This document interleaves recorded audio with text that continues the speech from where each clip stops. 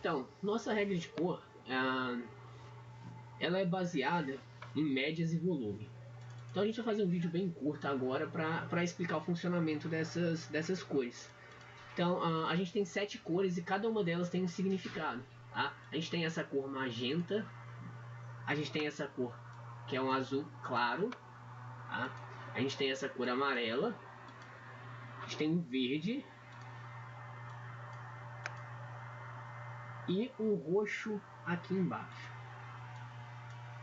além de um vermelho. Cada uma dessas cores ela vai ter um significado no nosso gráfico. Basicamente, o nosso jeito de operar usando esse sistema de cor é usando 2 time frames. Então a gente vai usar um gráfico principal, que é de 15 e 5 minutos, para a gente observar a tendência primária do ativo, e as entradas elas vão ser verificadas e confirmadas por um gráfico menor, pode ser um intra 1 ou intra 2, depende se você estiver operando dólar ou índice. Bom, esse exemplo aqui é o dólar nesse intervalo de 18 a 20 de maio. A gente teve todas as cores aqui e com isso eu vou conseguir explicar um pouquinho o funcionamento de cada cor. Bom, a primeira cor que aparece aqui vai ser esse azul. Esse azul ele significa o início de uma tendência de alta forte, tá? Então eu tenho 2 candles que simbolizam a tendência de alta muito forte, que é esse azul claro e esse verde, tá?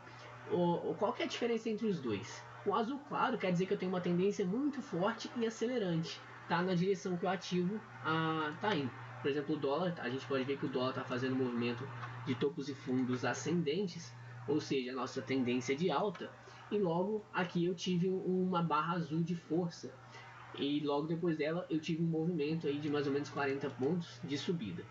Mas a gente não usa a regra de coloração nos 5 minutos, a gente usa somente para confirmar, tá? Como eu falei no início do vídeo, a regra de cor ela é usada em 2 time frames, e as nossas entradas elas são baseadas no intra 1 ou intra 2. Eu estou usando somente esse exemplo do intra 5 aqui no dólar, porque esse exemplo apareceu praticamente todas as cores. Só está faltando uma única cor que eu vou apresentar daqui a pouco no índice. Bom, então no movimento de subida eu tenho 2 cores principais, que é esse azul claro e esse verde aqui. Essas 2 cores, a única diferença é que o azul ele simboliza uma tendência muito forte e acelerante, enquanto o verde é uma tendência acelerante, ela não é uma tendência tão forte ainda, tá? E a mesma coisa, a gente vai ter a diferença entre o roxo e o vermelho.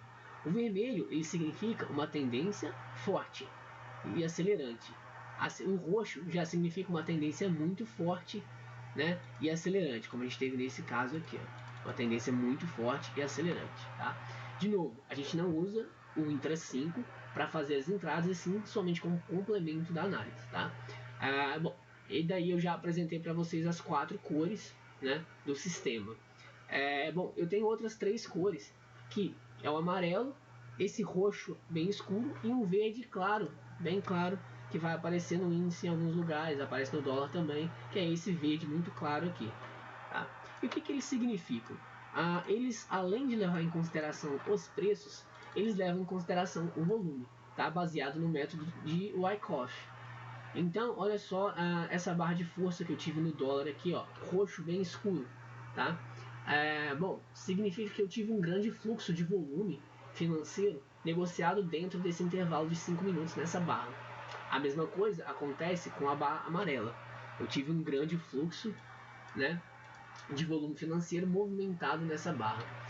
Então, basicamente, o que eu tenho é uma distorção de volume.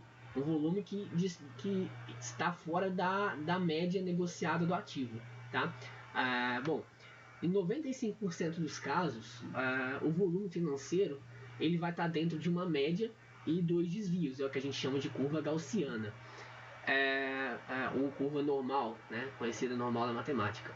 Quando o volume sai dessa zona, ou seja, os 5% do volume que é muito acima do valor negociado, muito acima do valor normal negociado, o sistema vai conseguir te indicar. Eu vou ter essa regra de cor para conseguir indicar esses movimentos. Por exemplo, aqui no dólar, eu tive um movimento de queda muito forte, então desde a abertura do dia 21 de maio, o dólar caiu mais ou menos 88 pontos, 90 pontos, vamos arredondar. E logo na última barra de queda forte, ele mudou de cor, o que significava aqui um grande fluxo de volume financeiro. Então essa barra teve um grande fluxo, e cara, como a gente já tinha praticamente 90 pontos de queda, o sistema te avisou que a gente teve uma barra de exaustão. Bom, logo depois o dólar fez um movimento de repique, né? Como a gente teve exaustão do movimento aqui, ele fez um movimento de repique em formato de bandeira, né? Padrão bastante negociado aí. E logo depois ele caiu mais um pouco. No final da queda, eu tive uma outra barra amarela. Essa barra amarela, ela tem o mesmo significado da barra roxa, no sentido de fluxo financeiro.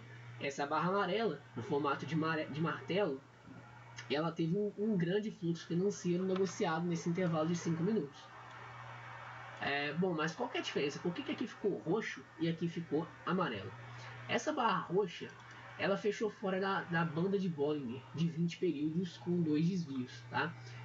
Então essa é uma das formas da gente ver se o movimento é de exaustão ou não. Por exemplo, aqui a gente já teve uma queda muito forte, tá? Mas contudo, essa última barra fechou fora da banda de Bollinger de 20 períodos com 2 desvios. Já essa barra amarela, ela fechou dentro da banda de Bollinger. Então por isso que ela não ficou roxa, e sim amarela, tá? Mas ambos os casos é um sinal de alerta para que o movimento, que eu tive um grande fluxo de dinheiro, né, um grande fluxo financeiro nesse intervalo de 5 minutos. A mesma coisa ocorre para essa barra verde aqui do final. A barra verde, ela simboliza a mesma coisa, só que ela é uma barra altista. A barra roxa é uma barra baixista, enquanto a barra amarela, ela não é altista nem baixista. Então essa é a diferença entre as três barras.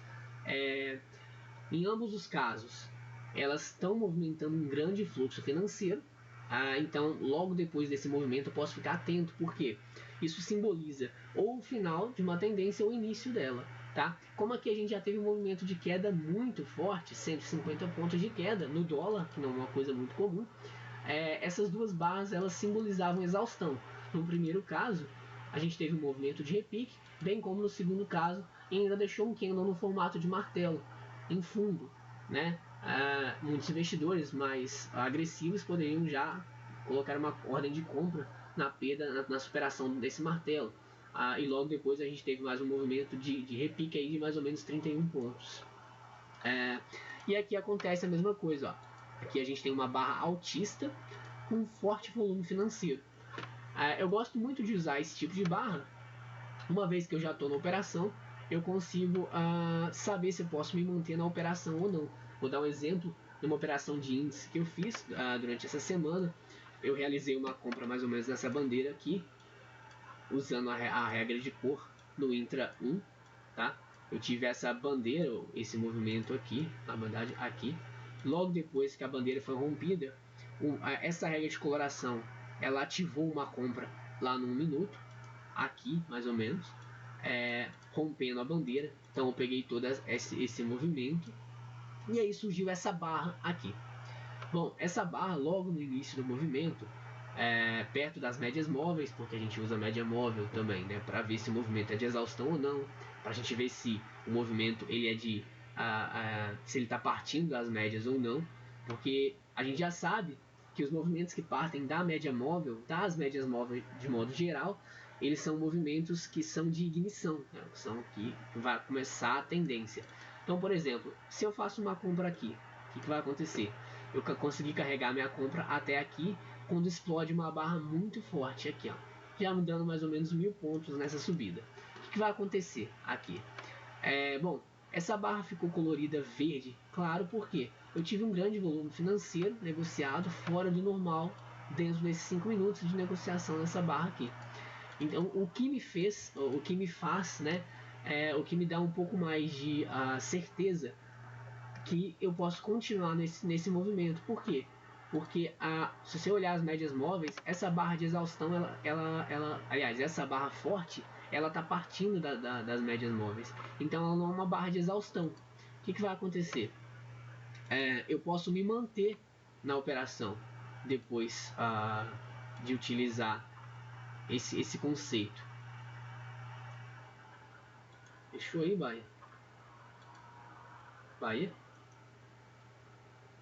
Bahia? Fechou. Só que tem uma bosta no finalzinho aqui. Essa porcaria trocou a cor. Você viu que ela não ficou pintada de verde na hora que eu voltei, não. Mas ficou bom ou ficou uma bosta? Ficou bom.